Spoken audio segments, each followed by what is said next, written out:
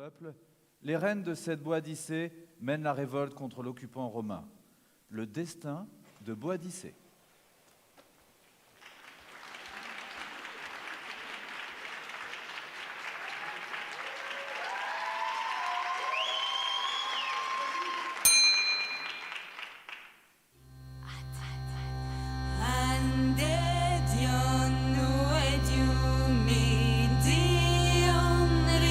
Ma reine, je t'attendais.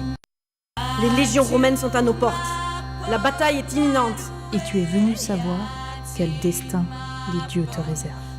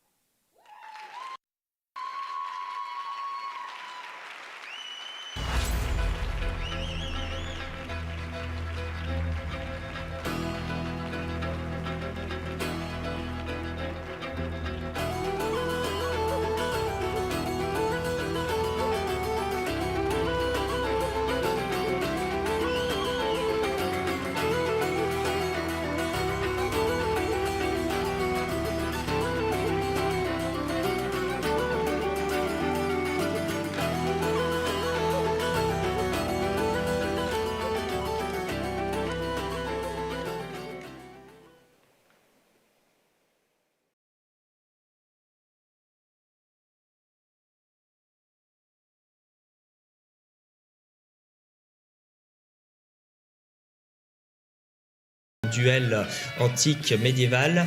Et comme on a pu constater, un combat, mon cher capitaine. Sujet original. Voilà, sujet original. Donc, Boudica. voilà, avec un travail à la lance, bouclier et glaive. Donc, ce qui était intéressant, je trouve, c'est tout le travail de préparation qu'il y a eu au niveau des armes. Donc, pour vous expliquer, lorsque vous attaquez quelqu'un, vous avez le choix de lancer tout de suite votre attaque. Mais comme l'autre en face a aussi des armes, vous avez aussi la possibilité de travailler un petit peu sur les armes et les réactions de votre adversaire, qui en l'occurrence, pour le coup, je le rappelle, est un partenaire en escrime de scène, mais vous devez créer l'illusion pour pouvoir montrer que vous créez des ouvertures et une volonté de chercher la faille dans la défense adverse. Et je trouve que le Tuque Escrime a mis beaucoup l'accent dessus et j'ai trouvé ça très agréable dans leur combat. Ouais, on écarte la lance pour attaquer, on se jette pas sur une lance, surtout qu'elle est plus longue. Les distances sont assez prises en compte, je trouve. Les parades à la lance aussi, elle a plutôt tendance à écarter la lame avec le fer de la lance plutôt que de l'opposer. Ah oui. Ce qui est plutôt intéressant. Puis quelques jolis mouvements, hein, la petite blessure à la main est plutôt sympa.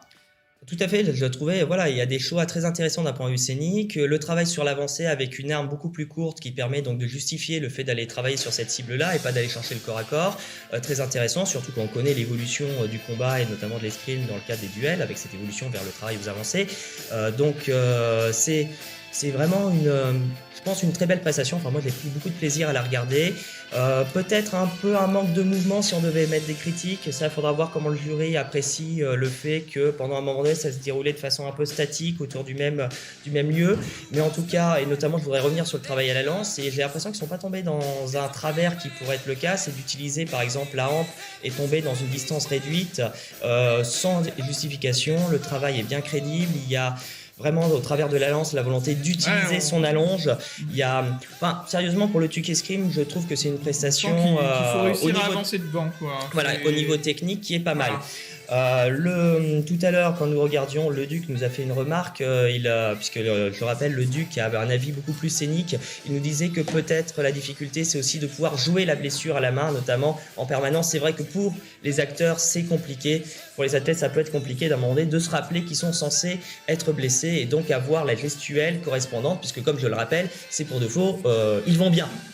Mais enfin, ils sont encore en vie. On va pas ramasser les morts à la fin. En tout cas, si je devais comparer les deux prestations, c'est vrai qu'actuellement, je miserais un petit peu plus une pièce sur le Tuque Escrime.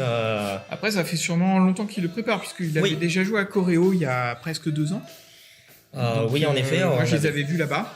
Et donc, c'était déjà bien abouti. Donc, on voit aussi qu'il y a du travail, quoi.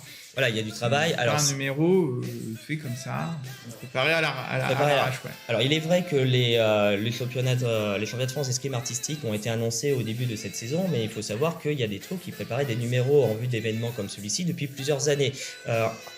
Normalement, on ne monte pas sur scène au bout d'une dizaine d'heures de travail. C'est souvent, on parle plutôt de au minimum 50 heures, voire souvent on va à 100 heures, 200 heures, voire 300 heures de travail pour certains numéros pour pouvoir tout dépend de la longueur, de la complexité, vous verrez les ambitions.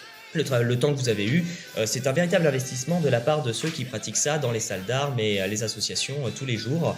Et je tiens à dire aux deux personnes qui sont passées, donc le Rec Escrime et puis le Tuque Escrime, que nous avons apprécié de les voir sur scène et nous leur espérons de très beaux résultats en compétition, ainsi que pour les prochains qui vont passer dans peu de temps. En fait, on espère des bons résultats pour tous. On voit des bons résultats pour tous, même si à la fin, malheureusement, il ne peut y avoir qu'un seul vainqueur. Il ne peut qu'en rester qu'un. Mais pour l'instant, je trouve que c'est une très belle entrée en matière, notamment le Tuque Escrime, mais bien la barre assez haut au niveau du niveau. On va les suivants, hein, mais ouais, il va falloir qu'ils soient aussi au même niveau. Voilà, en espérant, et j'espère que cela donnera beaucoup de motivation aux autres athlètes de se donner du meilleur d'eux-mêmes. Peut-être quelques explications sur certains termes techniques. C'est vrai, on parle de taille, on parle des stocks. Peut-être les stocks pour ceux qui viendraient. Voilà, la taille, les tailles et entailles. Alors, vous m'entendrez, vous entendrez aussi le capitaine en parler. On fait une différence entre la taille et l'entaille. Alors, pour vous donner une image très simple, vous prenez un pain et vous imaginez que vous prenez votre couteau et vous mettez un grand coup du haut vers le bas. Ça, c'est une taille. Votre pain va encaisser le choc, va être un peu tordu, mais risque de ne pas pouvoir se découper tranquillement. L'entaille, c'est parce que tu manges du pain mou, bien sûr. Et après, derrière, vous avez le principe de l'entaille qui consiste surtout à glisser sur le pain et tirer dessus, ce qui vous permet de couper plus facilement. La taille a plutôt un effet. Il n'y a pas besoin de grands effets de force. Après, par contre, il faut bien poser et tirer. Au bon endroit. On n'a pas vu beaucoup d'entailles, je trouve, au niveau du travail, par exemple, sur le rec escrime. Beaucoup un travail de taille. Même sur le tuc, alors même que sur le glaive romain, c'est une arme des stocks et d'entaille essentiellement. Donc peut-être des petits points qui pourraient amener le jury à nuancer ou arbitrer en fonction des autres numéros qui seront posés. Mais je trouve qu'il n'exagère pas ses coups de taille. Avec un glaive romain, il est quand même assez... voilà. Pour leur défense, il y a le petit coup de taille à la main qui était bien d'entaille, comme tu dis. Le duc nous fait remarquer, le coup d'entaille à la main a été utilisé. Bien, nous passons au prochain numéro et nous vous souhaitons un agréable spectacle.